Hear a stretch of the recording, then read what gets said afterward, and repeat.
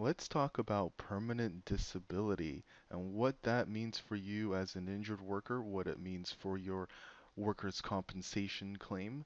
Permanent disability is somewhat of a scary term to some people, right? You think of permanent, which has a negative connotation in itself sometimes, and then you have something even more scary, disability. So when people think about this term, it reminds them of maybe losing an arm or a leg, having to be in their bed for the rest of your life or in a wheelchair for the rest of your life. Well, that is incorrect. Permanent disability, all it means is it could be uh, either 1 to 99%. So what it means is after your injury, after you've recovered from your injury, you are either you have lost 1% of your ability to work and your ability to live your life, or up to 99% of your ability to work or your ability to live your life. That is permanent disability. So it could be something as simple as this. Let's go with an example. Let's say we have somebody who's working and they work on their computer all the time. So let's say you do something similar to what I do every day, and that is you're on the computer all day long, right? You're maybe a data entry clerk, let's say, and you're typing all day long, right? You're just typing all day long, and you're looking at a computer screen all day long, right? So what kind of typical injury comes about when you're doing this all day long? Well, it's called carpal tunnel syndrome. And you start developing pain in your wrist, and it's because you're typing all day, you're not stretching out your wrist, and you're trapping your nerves in your wrist. It's called nerve entrapment, and that is a gist of what uh, carpal tunnel syndrome is all about. So let's say you see the doctor, you've gotten better, you had conservative treatment, which includes therapy and medication, all of that, and you're back to work now, right? Maybe you lost 2 weeks from work because you had to recover. Well, now you're back to work, and the doctor issues what's called a permanent and stationary, permanent and stationary report. All right, and it could be called many things. It could be called like this, a P&S report. It could also be called an maximum medical improvement report. Maximum medical improvement. It's also shortened to MMI report, or it could be a final report, whatever the doctor may call it. This is the report that he or she writes at the end of your injury when you're back to work and you don't need any more treatment at the time, right? And part of this permanent and stationary report is a very important section, okay, that the doctor will have to write, which dictates how much whole person impairment you have. Okay, it's called whole person impairment. And what it means is the doctor has this huge guide, right, that every single um, workers' compensation doctor would have, and it's called the AMA guides, the American Medical Association guide. And part of that guide, or the entire guide, deals with how to rate whole person impairment.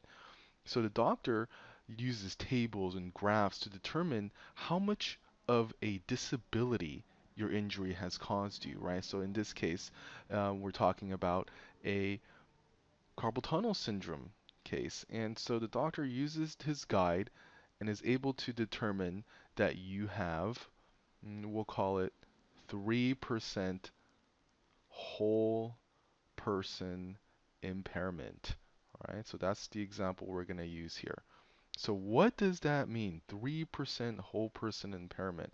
Well, what that means is the doctor believes that you used to be 100%, but now because of this injury, it's taken 3% off of your ability to work, your ability to live your life.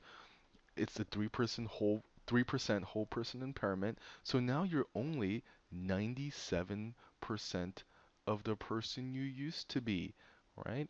And that is 3% whole person impairment.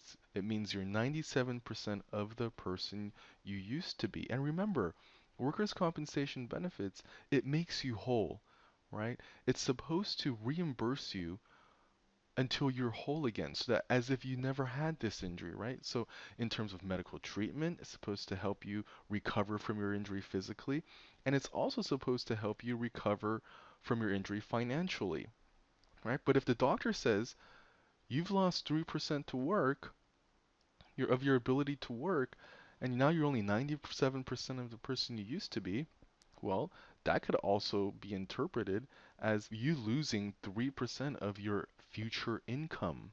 So, how does the state of California reimburse you for that? Well, the state of California has what's called permanent partial disability benefits. Okay? Partial disability benefits. So, what the insurance company does is it takes this 3% figure right here, 3% figure, and it translates that into 3% whole person impairment, and it takes that 3% and it uses this complicated algorithm that the state of California has produced for insurance companies and employers, and it turns it into some kind of permanent disability rating. So in this case, given this person's age, occupation, and their wages, everything goes into this algorithm, and this 3% whole person impairment may become 5% permanent disability, right? And this 5% permanent disability translates to a certain number of weeks you get paid, right? And in California at this moment, you are paid $230 per week for X number of weeks. Okay? And this X number of weeks is determined by how much permanent disability you have. So the state of California has this really long list of numbers. So it's 1% equals 3 weeks, 5% is 15 weeks, 10% is 30.25 weeks. Whatever the state of California says it is, so in this case, 5% would be 5% equals 15 weeks of permanent disability benefits, right? And 15 weeks at $230 per week means you get a permanent disability award of $3,450. This is a very short video about permanent partial disability. And if you want to find out more, go ahead and read my entry below. I'll also make more videos in the future if you have any other questions regarding this. I didn't include the 100% figure. Like I said here, it's only, if you may notice, it's only 1 through 99%. I didn't include 100% because that is a total disability. That means you're never going to work again. You're probably never going to be able to do much again.